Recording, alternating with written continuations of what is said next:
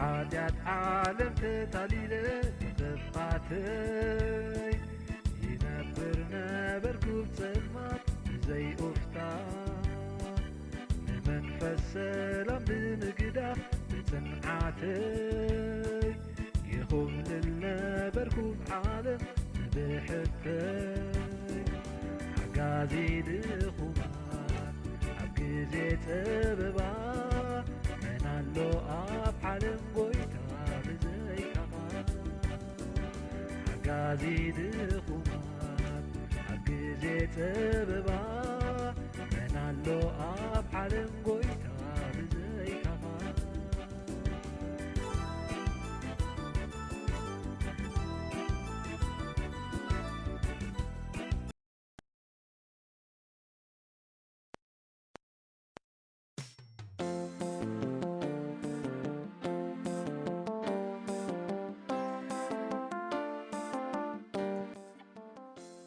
بسم أبن والدن منفس قدسن حدا أملاخ أمين وእግዚአብሔር ኣምላኽና ስለ ዝፈጠርካና ናብ ክርስትና ስለ ዝፀዋዕኻና በብዓይነቱ ጉዕድን ስውርን ረድኤት ስለ ዝሃብካና በዛ ለይቲ እዚኣ ሓሊኻ ክሳብ እዋን እዚኣ ስለ ዘብፅሕኻና ነመስግነካ ኣለና።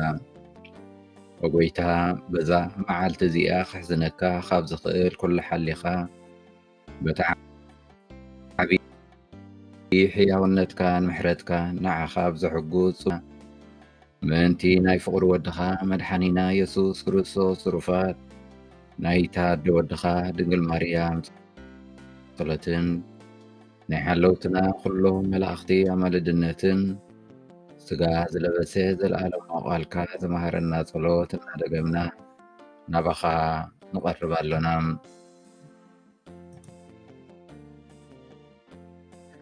ኣቦና ኣብ ሰማይ ትነብር ስምካ ይመስገን፣ መንግሥትኻ ትምጻእ፣ ፍቓድካ ኣብ ሰማይ ከም ዝኾነ ከምኡ'ውን ኣብ ምድሪ ይኹን። ምግቢ ዕለትና ሎሚ ሃበና፣ ዝበደልናካ ይቕረ በለልና ንሕና እውን ንዝበደሉና ይቕረ ከም እንብል፣ ኣብ ፈተና ይተእትወና ካብ ክፉ ኣድሕነና። ከመይ መንግሥትን ሓይልን ክብርን ንዘለኣለም ናትካ እዩ። ኣሜን። ሰላም ንዓኺ ኦ ማርያም ጸጋ ዝመልአኪ እግዚኣብሔር ምሳኺ እዩ። እንካብ ኣንስቲ ዝተባረኪ ኢኺ ናይ ከርሥኺ ፍረ ኢየሱስ ከዓ ዝተባረኸ እዩ። ኦ ቅድስቲ ማርያም ኣደ ኣምላኽ ለምንልና ንዓናን ንሃጣን ንሕጅን ብጊዜ ሞትናን ኣሜን። እንካብ ወንጌል ማቴዎስ ምዕራፍ 26 ካብ 14 ስጋብ 16 ሽዑ እቲ ይሁዳ ኣስቆሮታዊ ዝተባህለ ሓደ ካብቶም 12 ናብ ሊቃነ ካህናት ከይዱ ኣነ ንኢየሱስ ሓሊፈ ክህበኩምስ እንታይ ትህቡኒ በሎም። ንሳቶም ከዓ 30 ቅርሺ ብሩር ሃብዎም። ካብኡ ሒዙ ሓሊፉ ክህቦም ምሹእ ጊዜ ይደሊ ነበረ።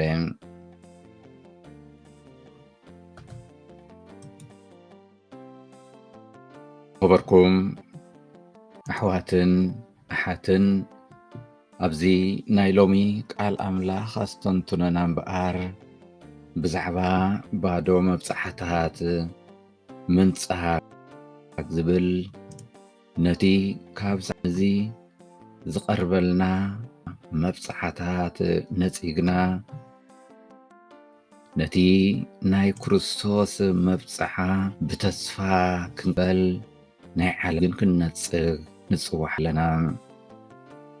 ሽዑ እቲ ይሁዳ ይብል ናይ ሎሚ ወንጌል ኣስቆሮታዊ ዝተባህለ ሓደ ካብቶም 12 ናብ ሊቀ ካህናት ከይዱ ኣነ ንኢየሱስ ኣሕሊፈ ክህበኩም እንታይ ትህቡኒ እንብለ ይሓቶም። ድሌትን ናይዚ ዓለም እዚ ነገራት ብፍላይ እግዚኣብሔር ኣምላኽና ንኽንጠልም ንኽንክሕድ ምኽንያታትን ፈተነታትን ይኾኑና። ኣብዚ ናይ ሎሚ ቃል ኣምላኽ ዘንበብናዮ ክፍሊ ወንጌል እዚ ጥልመት ናይ ይሁዳ ኣብ ድሌትን ሃረርታን ገንዘብ ዝተመስረተ ምንባሩ ንጹር እዩ። ብዓቢኡ ኣብ ጎይታና ገለ ክፋል ደረጃ እምነት ነይርዎ ክኸውን ይኽእል እዩ። ተዘይህልዎ እውን ወዲ መዝሙር ኣይምኾነን ነይሮም። ይሁዳ ግን ዋላ እውን ብመጠኑ እምነት እንተነበሮ እቲ ኣብ ገንዘብ ዝነበሮ ድሌትን ሃረርታን ግና ነቲ ነይርዎ ክኸውን ይኽእል እዩ እንብሎ እምነት ድልየት ናይ ገንዘብ ከጸልሙቶ ተረኽበ። ገንዘብ ኣብ ህይወትና ስካብ ክንደይ ናይዚ ዓለም ነገራት ምስ እግዚኣብሔር ዘለና ርክብ ንኸይዓብን ንኸይዓምቕን ካብ እግዚኣብሔር ክንርሕቕ ዓብተራ ኣለዎም። እዚ ኣብዚ ናይ ሎሚ ቃል ወንጌል እውን ምስክር ክንርኢ ንኽእል። ሓደ ካብቲ እምበኣር ካብ ይሁዳ ክንምሃሮ እንኽእል መሰረታዊ ትምህርቲ ድልየት ገንዘብ ነቲ እንገብሮ ውሳኔታት ሓያል ድርኺት ምዃኑ እዩ። ስለዚኦም ብዙሓት ካብቶም ዓበይቲ ቅዱሳን መንገዲ ቅድስና ብቐዳምነት ካብ ኩሉ ስርዓት ኣልቦ ዝኾነ ካብ ፍቕሪ ነገራት ክንጸሪ ከም ዘለና ይምህሩና። ብኣታቶም ከይንግዛእ ይምሕዱና። ብተወሳኺ እውን ሓደ ካብቲ ብዙሓት ኣብ ክርስትያናዊ ህይወትና ብዙሕ እንቃለሰሉ እቲ ምስ ገንዘብ ምስ ነገራት ዘለና ምትእትሳር ስለ ዝኾነ ኣብ ኩሉ መዓልታዊ ህይወትና ካብዚ ምትእትሳር እዚ ክንነጽሕ ኣገዳሲ እዩ። ልክዑ ኣብ ዓለም ስጋብ ዘለና ኣብ ዓለም እንነብር ፍጡራት ስጋብ ዝኾንና ንዋታዊ ንብረት ምውናን ምድላይ ሕማቕ ሓጢኣት ኣይኮነን።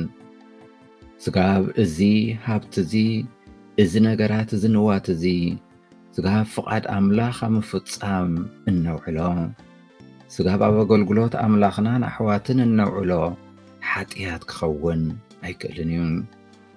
ብዙሕ ማለት ካብ ዓቐን ዝሓለፈ ምድላይን ሃረር ምባልን ግና ነቲ ድልየት ኣብ ህይወትና ከይንለሊ ከይንፍጽም ይኾነና።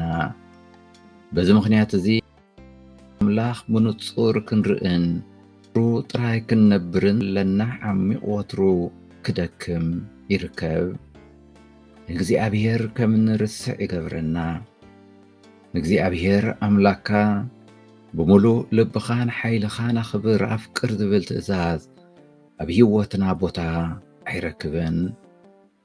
ነቲ ብሰንበት መዓልቲ ቅዳሴ ስማዕ ኣብ መኣዱ ተሳተፍ ዝብል ትእዛዝ ሸለል ከም እንብል ይገብረና።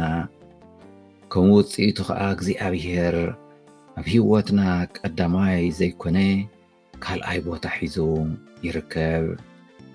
ይሁዳ ንጎይታና ጠሊሙ ምስ ኣትሓዞ ኢየሱስ ምስ ተኣስረ ይሁዳ በቲ ዝገበሮ ኣዝዩ ከም ተጣዕሰ ማቴዎስ የዘንትወልና። ሽዑ እቲ ዘትሓዞ ይሁዳ ንኢየሱስ ተፈሪድዎ ምስ ረኣየ ተጣዒሱ ንጹሕ ሰብ ንሞት ኣሕሊፈ ብመሃበይ በዲለ እናበለ ነቲ 30 ቅርሺ ብሩር ናብ ሊቀ ካህናትን ሽማግለታት ህዝብን መለሶም። ንሳቶም ግና ንሕና እሞ እንታይ ገዲሱና ባዕልኻ ትፈልጥ በልዎም። ንሱ ከዓ ነቲ ናብ ዋናታቱ ክመልሶ ተረኽበን። ይሁዳ ንገንዘብ ዝነበሮ ድልየት ንኣተሓሳስብኡ ከለሎም ኣብ ቅድሚ እግዚኣብሔር ክሕደት ሓጢኣት ፈጸመ። ሳዕቤን እቲ ምርጮ ከኣረኣየ እቲ ሳዕቤን ድማ ኣዝዩ ኣሕዘኖ። ሓጢኣት ምምራት በባዶ መብፅዓ ከም ዝውዳእ ተማህረ።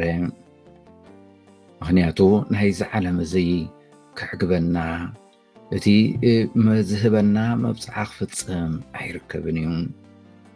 30 ቁራጽ ብሩር ዋጋ ነፍሱ ከም ዘይበቅዕ ተረድአ። ብርግጽ ግን ሽዑ እውን እንተኾነ ይሁዳ ተነስቲሑ ክረክብ ይኽእል ነይሩ። እቲ ዝኸፍአ ሓጢኣቱ ኸዓ ነቲ ዝፈጸሞ ቀዳማይ ሓጢኣት ዘይኮነስ እቲ ካልኣይ ሓጢኣት ኣብ ምሕረት ኣምላኽ ተኣሚኑ ተነሲሑ ምሕረት ኣምላኽ ከይረክብ እግዚኣብሔር ይቕረ ኸይብለሉ ነዚ ናይ ንስሓ ናይ ጣዕሳ ናይ ምሕረት ካብ እግዚኣብሔር ክሓትት ኣይትረኽበን። ስለዚ ህይወቱ ኣብ ናይ መወዳእታ ተስፋ ምቑራጽ ኣብቅዐ። እምበኣር ዝኸበርኩም ኣሕዋትን ሓትን ሎሚ ብዛዕባ እዚ ህይወት ይሁዳ ነስተንትን። ኣብዚ ቅዱስ ሰሙን ከም ምንጪ ኣስተንትኖና ነፍሰ ምርመራ ንጥቀመሉ። ኣብ ህይወትና ካብ እግዚኣብሔር ኣምላኽና ንላዕሊ እንብህጎ እንታይ እዩ? ኣብ ህይወትና ካብ እግዚኣብሔር ኣምላኽና ንላዕሊ ቀዳምነት እንህቦ እንታይ እዩ? ኣየኖት ፈተናታት እዮም ንኣተሓሳስባና ኣጸልሚቶም ናብ ሕማቕ ምርጫታት ናብ ጥራሕና ምትራፍ ዝመርሑና?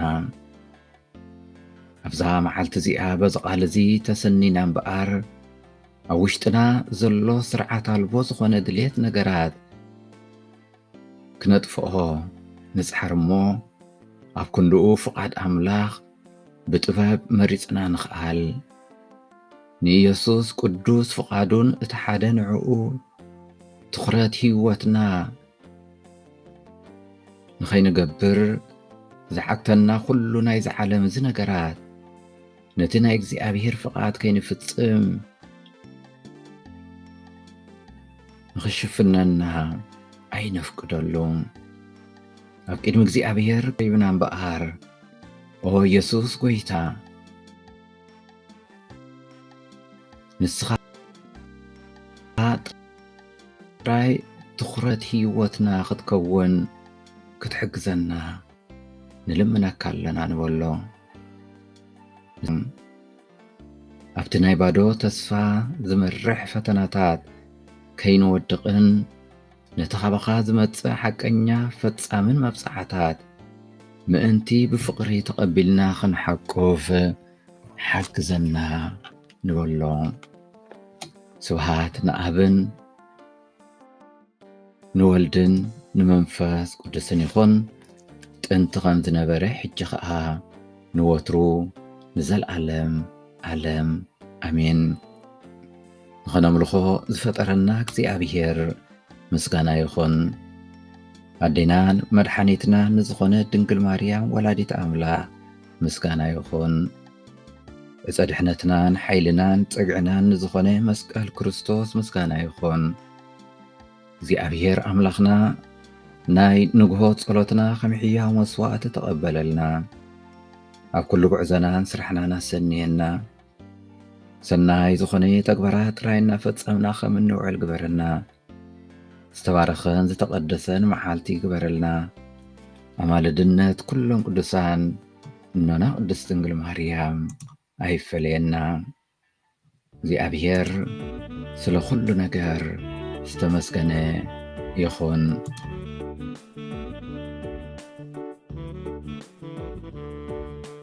አምላኽ ንዓና ዕቆብን ሓይልን እዩ።